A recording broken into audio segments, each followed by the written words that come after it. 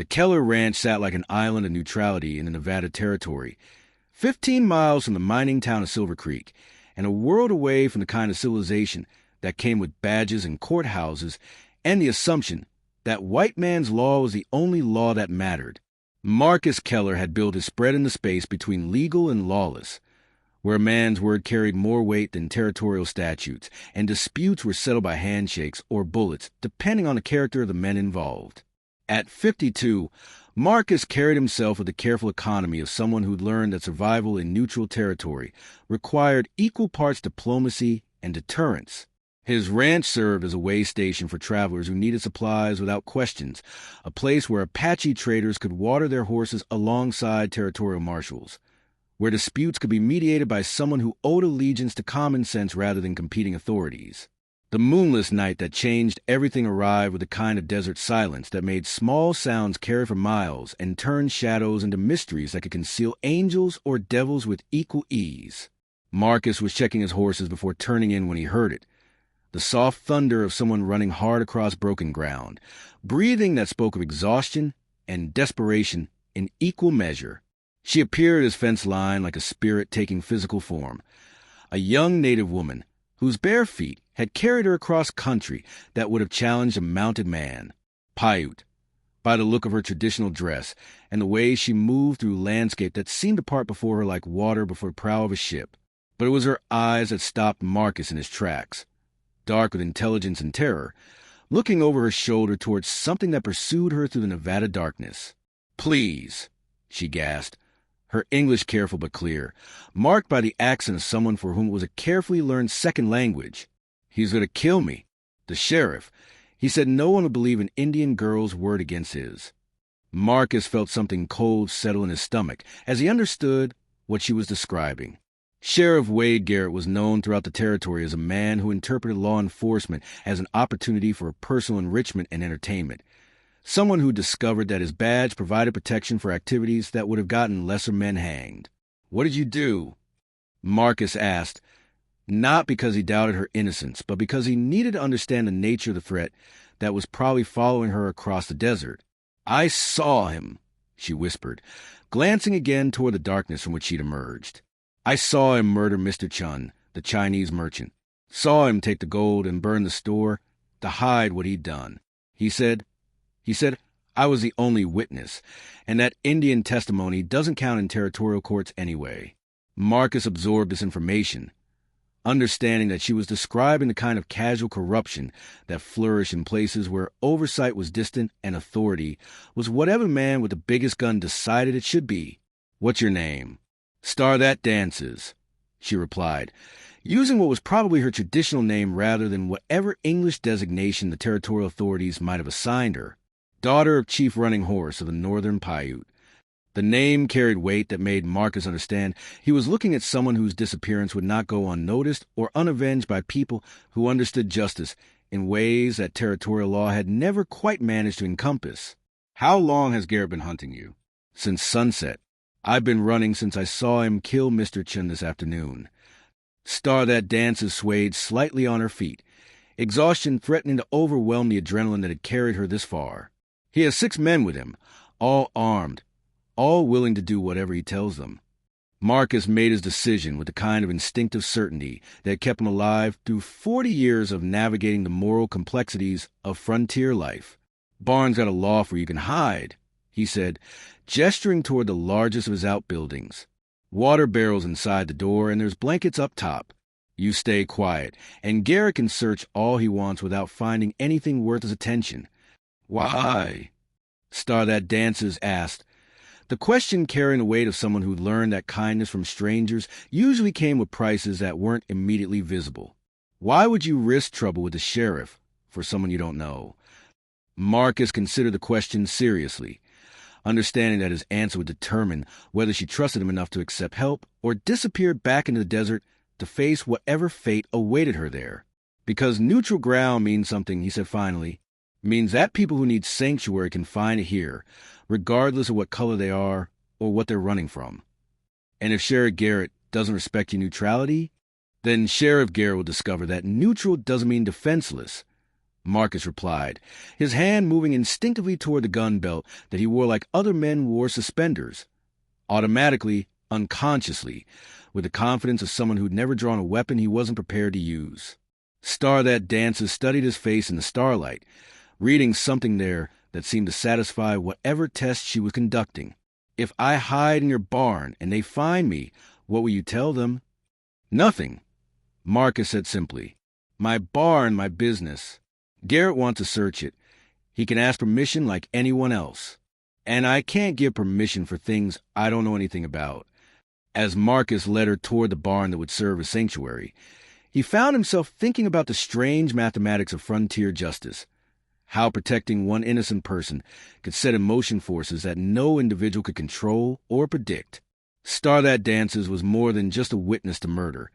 She was the daughter of a chief whose people had long memories and strong opinions about white men who threatened their children. There's a window in the loft that looks toward town, Marcus said as he showed her the hiding place that would keep her safe until morning. If you see lanterns coming from that direction, it means Garrett's decided to pay me a visit. And if he comes, then you stay quiet and let me handle whatever conversation he thinks we need to have, Marcus replied. Garrett's got authority in town, but out here, he's just another man with a gun who needs to remember his manners. As Star That Dances settled into the loft that would shield her from whatever pursuit was following across the desert, Marcus found himself wondering if his simple act of providing sanctuary had just saved an innocent life or started a war between two very different concepts of justice. Either way, he felt oddly at peace with the choice he'd made. Some lines were worth drawing, some stands were worth taking, and some people were worth protecting regardless of the consequences. If Sheriff Garrett wanted to test those principles, he discovered that neutral ground came with its own kind of law, older, simpler, and far more dangerous than anything written in territorial statute books. Outside, the Nevada night stretched endlessly toward horizons that held secrets Marcus couldn't yet imagine, carrying messages between people who understood that some wrongs demanded immediate correction, and some protections required collective response. By morning, the careful balance that made his ranch a place of sanctuary would be tested in ways that would determine whether justice could still triumph over corruption in a territory where both competed for control of men's souls. The lanterns appeared on the horizon just before midnight, bobbing like fallen stars across the desert landscape as 7 riders approached Marcus's ranch with the kind of deliberate purpose that spoke of men who expected immediate compliance with whatever demands they might make. Marcus watched them come from his porch, noting the way they rode. Not the loose formation of travelers seeking shelter, but the tight military precision of a posse that had come to conduct official business. Sheriff Wade Garrett led the group, his bulk unmistakable even at distance, sitting his horse with the arrogant confidence of someone who'd learned that his badge could excuse almost any behavior as long as he was careful about witnesses. Behind him rode 6 deputies whose loyalty had been purchased with shares of whatever profits came from selective law enforcement and strategic blindness to certain kinds of crime. Keller, Garrett's voice carried easily across the still air, pitched to wake anyone who might be sleeping and establish immediate dominance over whatever conversation was about to unfold. We need to search your property. Got reports of a dangerous fugitive in the area. Marcus rose slowly from his chair, making no sudden movements that might be interpreted as hostile, but maintaining the kind of casual readiness that reminded visitors he was neither defenseless nor easily intimidated. "Evening, Sheriff," he said pleasantly, as if receiving armed posses at midnight was a normal part of his routine. "What kind of fugitive are we talking about?" "Indian girl who murdered Chun, the Chinese merchant," Garrett replied, dismounting with movements that spoke of someone who expected his horse to be cared for regardless of the hour or circumstances. "Killed him for his gold, then burned his store to cover the evidence. Dangerous as a rattlesnake and twice as unpredictable." Marcus absorbed his version of events, noting how Garrett had transformed Star That Dances from witness to perpetrator with the casual ease of someone who discovered that controlling the narrative was often more important than establishing the truth. "That's interesting," Marcus said mildly. Chun seemed like the kind of man who could take care of himself. Hard to imagine a girl overpowering him. "Indians are sneaky," Deputy Harrison offered, clearly proud of his contribution to the conversation. Can't trust any of them, especially the young ones who think they're too smart for their own good. Well, Marcus said, his voice carrying the kind of careful neutrality that had made his ranch a safe haven for people who needed to avoid exactly this kind of official attention. You're welcome to water your horses and rest a spell before continuing your search. Long way back to town if you don't find what you're looking for. Garrett's eyes narrowed as he recognized the subtle challenge buried in Marcus's courtesy. Didn't come here for hospitality, Keller. Came to search every building on this ranch for a murderer who's probably hiding in your barn or bunkhouse. Search warrant. Marcus asked, his tone remaining pleasant despite the steel that entered his voice. Don't need a warrant to pursue a dangerous fugitive, Garrett blustered. But Marcus caught the slight hesitation that suggested the sheriff wasn't entirely certain about his legal authority outside the town limits. Maybe not, Marcus agreed, but you do need permission from the property owner. And I'm not inclined to give permission for searches based on stories that don't make much sense. The standoff that followed stretched like a wire drawn to breaking point. 7 armed men facing one rancher who showed no sign of backing down, despite the obvious disparity in numbers. Marcus had built his reputation on exactly this kind of principled stubbornness, the willingness to draw lines that he would defend regardless of the cost.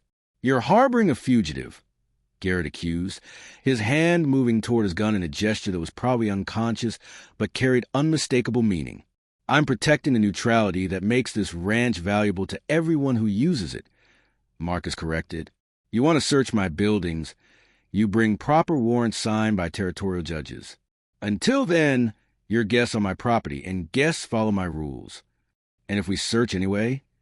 Deputy Morrison asked, clearly eager for violence that would settle the matter in terms his limited imagination could understand. Then you stop being guests and start being trespassers, Marcus replied, his voice carrying a kind of flat certainty that made smart men reconsider their priorities. And trespassers on my land tend to have short, unhappy visits. The tension in the yard ratcheted higher as both sides calculated odds and consequences. Garrett's men were armed and experienced, but they were also operating outside their normal territory of authority, facing someone whose reputation for competence with firearms was well established throughout the territory. Marcus was outnumbered, but fighting on ground he knew intimately, with the kind of moral certainty that often made the difference between victory and defeat. This isn't over, Keller, Garrett said finally, recognizing that pursuing the confrontation would likely cost him more men than he could afford to lose. We'll be back with proper papers, and when we find that Indian girl, you'll be charged as an accessory to murder. Look forward to it, Marcus replied with the confidence of someone who understood that proper papers would require proper judges, and proper judges might ask uncomfortable questions about why Sheriff Garrett was so eager to silence the only witness to Chen's murder. As the posse mounted and rode back toward town, their lanterns disappearing into darkness like disappointed spirits, Marcus remained on his porch listening to the night, sounds that gradually returned as the threat receded. Somewhere above him, Star That Dances maintained her hidden vigil, but Marcus could feel her presence like warmth from a banked fire. They're gone, he called softly toward the barn. But they'll be back, probably with enough men to make resistance expensive. I should leave, Star That Dances replied from the darkness, her voice carrying across the yard with the clarity of someone who'd been trained to project sound without shouting. I've brought enough trouble to your neutral ground. Trouble was already here, Marcus said. Garrett's been building towards something like this for months. You just gave him an excuse to stop pretending he cares about law instead of profit. My father will have heard by now, Star That Dances said quietly. Word travels fast in Paiute country when one of our people is threatened by white law. Marcus felt something cold settle in his stomach as he understood the implications. Chief Running Horse was known throughout the territory as a leader who balanced diplomacy with a willingness to use force when his people were threatened. If he decided that his daughter was in danger from corrupt territorial authorities, the response would be swift, coordinated, and probably overwhelming. How long before he acts? Marcus asked. He's probably already acting, Star That Dances replied. The question is what form his response will take. As Marcus settled in for what remained of the night, keeping watch for signs of Garrett's return while listening for sounds that might indicate other kinds of movement in the darkness beyond his ranch, He began to understand that his simple act of providing sanctuary had set in motion forces that would test more than just his personal courage. By morning, the careful balance that had made Silver Creek a reasonably peaceful community might be permanently altered by the collision between two very different concepts of justice. And Marcus Keller, who had built his life on maintaining neutrality between competing authorities, was about to discover whether that neutrality could survive when one side decided that the rules no longer applied to people they considered inconvenient. Dawn came slowly to the Nevada desert, painting the sky in shades of rose and gold while the temperature began its daily climb toward the kind of heat that made sensible creatures seek shade and made desperate ones do foolish things. Marcus had slept fitfully on his porch, rifle across his knees, listening for sounds that might indicate Garrett's return with reinforcements or warrants, or simply the kind of overwhelming force that made legal niceties irrelevant. Instead, what he heard was silence.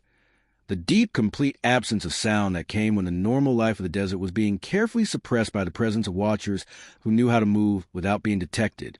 It was a kind of quiet that made the hair on a man's neck stand up, that spoke of eyes observing from concealment, and decisions being made by people who understood warfare in ways that badge-wearing posses never quite managed to master. "They're here," Stardat Dancer said quietly from the barn loft, her voice barely audible, but carrying clearly in the unnatural stillness. "My father's scouts have been watching since before the sun touched the mountains." Marcus felt his chest tighten as he understood that the situation had escalated beyond simple sanctuary for a fugitive into something that could reshape the political balance of the entire territory. "How many?" "All of them." Stardat Dancers replied with the certainty of someone who'd grown up understanding tribal politics and the logistics of collective action. "Every warrior who can ride, every woman who can draw a bow, every elder whose wisdom guides our decisions in times of crisis." "Jesus," Marcus breathed, calculating numbers and implications that made his mouth go dry with apprehension. The northern Paiute could field several hundred fighters when circumstances required it, and Chief Running Horse commanded the kind of respect that could unite multiple bands for coordinated action. "They won't attack your ranch," Stardat Dancers assured him, reading the concern in his voice. "You've given sanctuary to one of our people when you could have turned me over to corrupt white law. That makes you family, protected by the same obligations that protect blood relatives." Marcus absorbed this information, understanding that he'd somehow crossed a line that transformed him from neutral mediator into participant in whatever drama was about to unfold. "What will they do?" "What justice requires," Stardat Dancer said simply. "But first, they'll give Sheriff Garrett the opportunity to make this right through his own actions. And if he doesn't, then they'll make it right through theirs." The morning passed with the kind of oppressive tension that preceded thunderstorms, all pressure and electricity building towards something that everyone could feel, but no one could predict. Marcus went through his normal routines, feeding livestock, checking water levels, maintaining the kind of normalcy that might convince casual observers that nothing unusual was happening on his ranch. But the silence persisted, the unnatural quiet that spoke of hundreds of people maintaining perfect discipline while they positioned themselves for whatever action their leaders had determined was necessary. Occasionally, Marcus caught glimpses of movement in the distance, the brief flash of sunlight on metal, the barely visible outline of a rider against the skyline. But mostly there's just a waiting, the sense of forces gathering like storm clouds on a clear day. It was mid-afternoon when the first messenger arrived, a young Paiute warrior who materialized from landscape that had seemed empty moments before, approaching Marcus's porch with the fluid grace of someone who'd been trained for exactly this kind of mission. "The chief sends greetings to the one who protects our daughter," the warrior said in careful English, his accent giving familiar words the rhythm of formal speech. "He asks that you keep her safe while justice is being restored to the white man's town." "What kind of justice?" Marcus asked, though he suspected the answer would be more comprehensive than anything territorial law had ever contemplated. "The kind that ensures corrupt sheriffs understand the cost of threatening Paiute children," the warrior replied. "The kind that reminds white authorities that some crimes demand immediate correction rather than lengthy deliberation." As the messenger disappeared back into landscape that seemed to swallow him whole, Marcus found himself thinking about the strange paths that led men from neutrality into the middle of conflicts they'd never sought but couldn't avoid. 24 hours ago, he'd been a rancher whose greatest concern was maintaining enough water for his livestock. Now he was apparently a key player in what looked like a coordinated tribal response to territorial corruption. "Are you afraid?" Star That Dances asked that evening as they shared a simple meal of bread and jerky, speaking quietly despite the protection that surrounded them. "Terrified," Marcus admitted honestly. "Your father's about to take on the entire territorial government, and I don't see how that ends well for anyone involved. My father's about to remind the territorial government that it exists by the consent of all the people who live here, not just the ones with white skin and badges." Star That Dances corrected. "Sometimes a reminder requires dramatic gestures." "What kind of dramatic gestures?" Star That Dances smiled for the first time since arriving at his ranch, and the expression transformed her face from frightened refugee into something that reminded Marcus why Paiute warriors had earned the respect of every military commander who'd ever faced them in battle. "The kind that makes tomorrow very interesting for everyone involved," she said simply. That night, as Marcus kept watch over a ranch that had become the center of forces he couldn't control, he found himself thinking about justice and the different forms it could take when people decided that official channels had failed. Star That Dances slept peacefully in the barn loft, surrounded by protection that stretched for miles in every direction, while somewhere in the darkness, her father prepared to demonstrate that corruption had consequences that territorial authorities had somehow forgotten to consider. By morning, the careful balance of power that had governed the Nevada Territory for decades will be permanently altered by people who remembered older laws than the ones written in courthouse ledgers. And Marcus Keller, who had built his life on staying neutral between competing authorities, was about to discover whether that neutrality could survive when one side decided that the rules had been broken too many times by people who thought their badges made them invulnerable to justice. The transformation of Silver Creek began at dawn, announced not by war cries or gunfire, but by something far more unsettling: the gradual realization that every road leading into town had been quietly blocked during the night by people who knew how to control territory without announcing their presence. Marcus learned about it from the second messenger who appeared at his ranch as the sun crested the eastern mountains, painting the desert in shades of gold and promise. "It has begun," the young Paiute warrior reported, his voice carrying the satisfaction of someone who'd been waiting for this moment. "No one enters Silver Creek today except by permission of Chief Running Horse. No one leaves except by his sufferance." Marcus felt his stomach tighten as he understood the implications. "How many people are you talking about?" "Every warrior from 3 bands, the messenger replied. "Nearly 400 fighters, plus the women and elders who've come to witness justice being restored to a place where it had been forgotten." "Jesus," Marcus breathed, understanding that he was hearing about the largest coordinated tribal action in territorial history. "What does your chief want from the town?" "Truth," the messenger said simply. "Sheriff Garrett will confess his crimes publicly, return what is stolen, and submit to Paiute justice for the murder he committed. The Chinese merchant's family will receive compensation for their loss, and the white authorities will acknowledge that Paiute testimony carries the same weight as white testimony in all future proceedings." Marcus absorbed these demands, recognizing them as remarkably reasonable given the circumstances, but understanding that reasonable demands often seemed impossible to people who'd grown accustomed to operating without accountability. And if Garrett refuses, then Sheriff Garrett will discover that some authorities are older and more permanent than territorial appointments. The messenger replied with the kind of certainty that came from people who'd never lost a war they'd chosen to fight.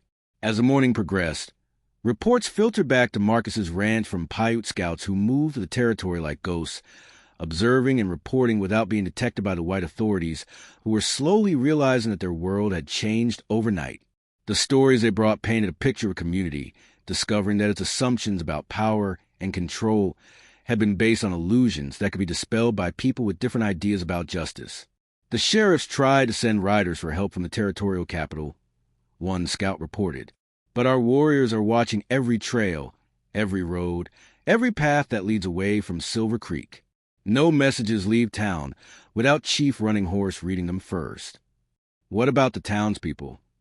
Marcus asked, genuinely concerned about civilians who'd found themselves in the middle of a confrontation they'd never anticipated.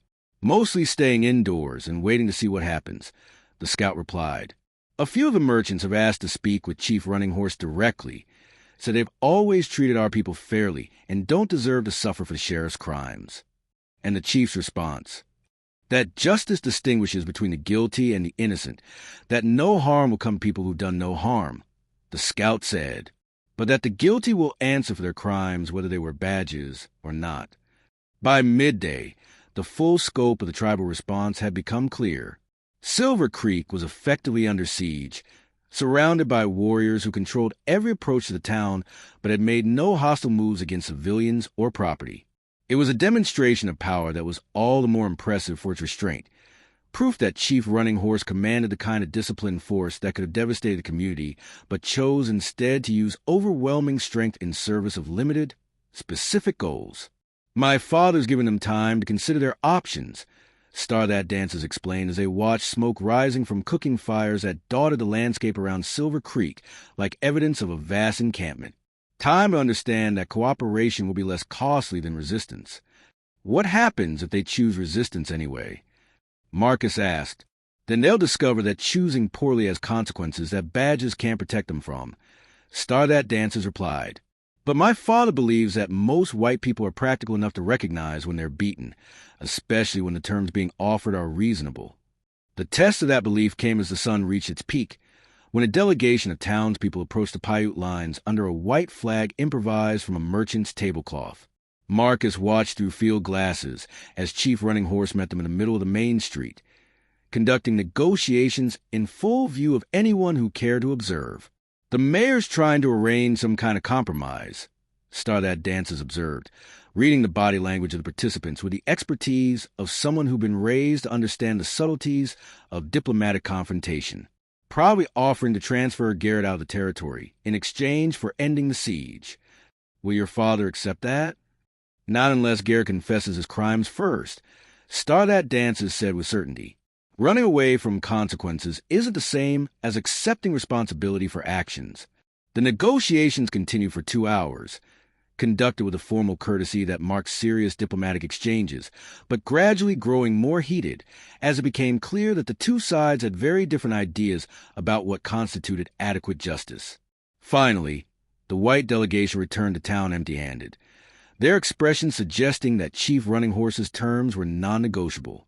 Last chance, Star That Dancers murmured as afternoon shadows began to lengthen across the desert landscape. If Sheriff Garrett doesn't confess and submit to justice by sunset, my father will stop asking politely.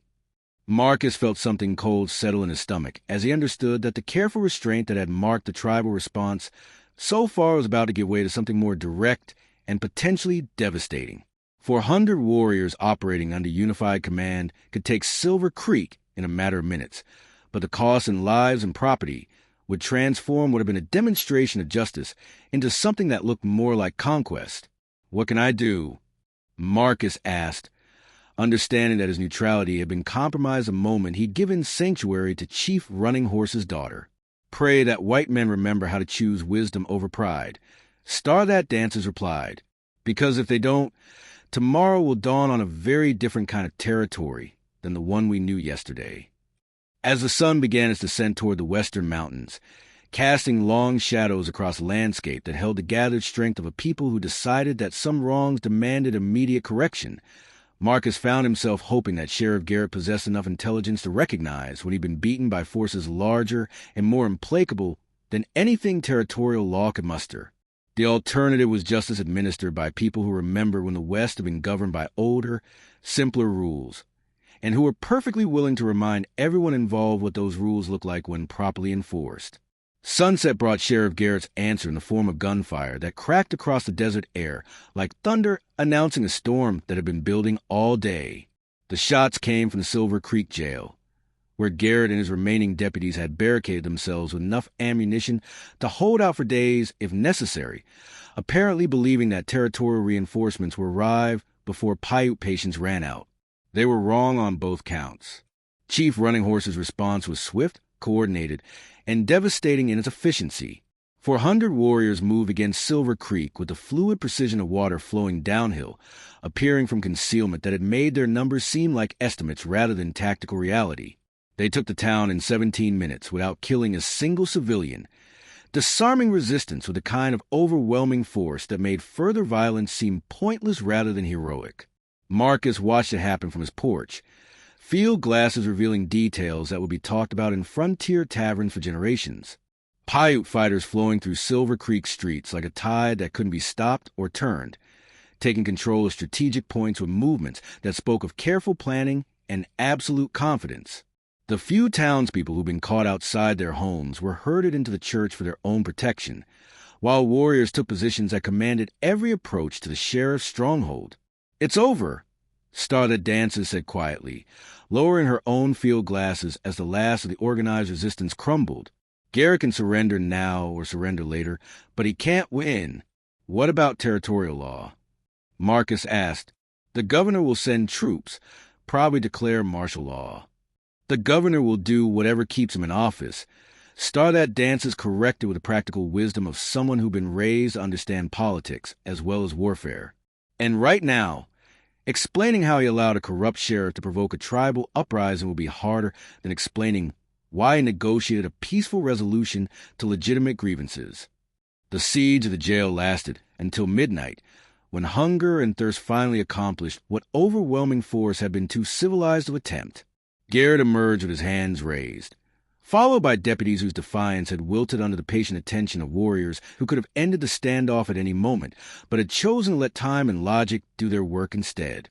What followed was justice administered according to principles that predated territorial courts by centuries, but proved far more efficient than anything white law had ever achieved. Garrett confessed his crimes in the middle of Silver Creek's Main Street, with the entire town watching as he detailed the murder of Chun, the theft of gold, and the systematic corruption that had made his badge a license for personal enrichment rather than public service. "I killed Chin for his gold," Garrett admitted, his voice carrying clearly in the desert air that had grown still with the attention of hundreds of listeners. "Burned his store to hide the evidence and blamed the Indian girl, because I knew no white jury would take her word against mine." Chief Running Horse accepted the confession with the gravity of someone conducting business that would be remembered and retold for generations. "You have spoken truth at last," he said in English that carried the authority of absolute moral certainty. "Now you will face the consequences of that truth." What those consequences were, Marcus never learned in detail. Garrett and his deputies were led away into the desert by Paiute warriors who understood justice in ways that white courts had never quite managed to comprehend. They were never seen again, but no bodies were ever found, leading to stories about frontier exile that might have been more merciful than territorial hanging, but served the same function in terms of removing corruption from positions of authority.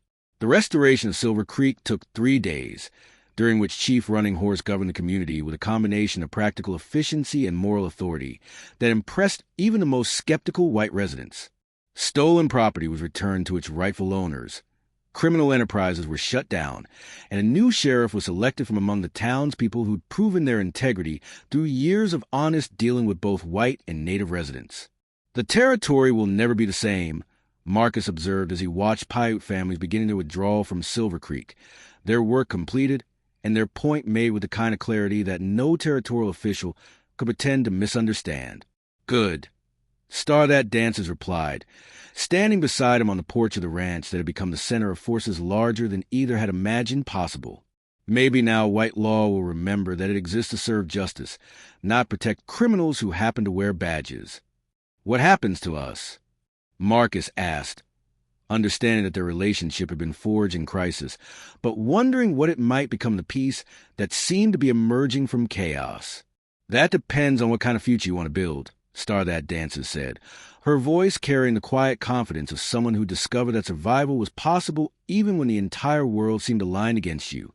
"My father has offered to adopt you into our band, make you family in the eyes of Paiute law as well as in our hearts." Marcus considered this offer, understanding that accepting would transform him from neutral mediator into permanent advocate for tribal interests, would require him to choose sides in ways that his carefully maintained independence had always avoided. "And if I prefer to stay here, keep the ranch as neutral ground for people who need sanctuary, then you'll do it with Paiute protection," Star That Dances said simply, with the understanding that anyone who threatens this place threatens people under Chief Running Horse's care. Neutrality is easier to maintain, when everyone understands the cost of violating it.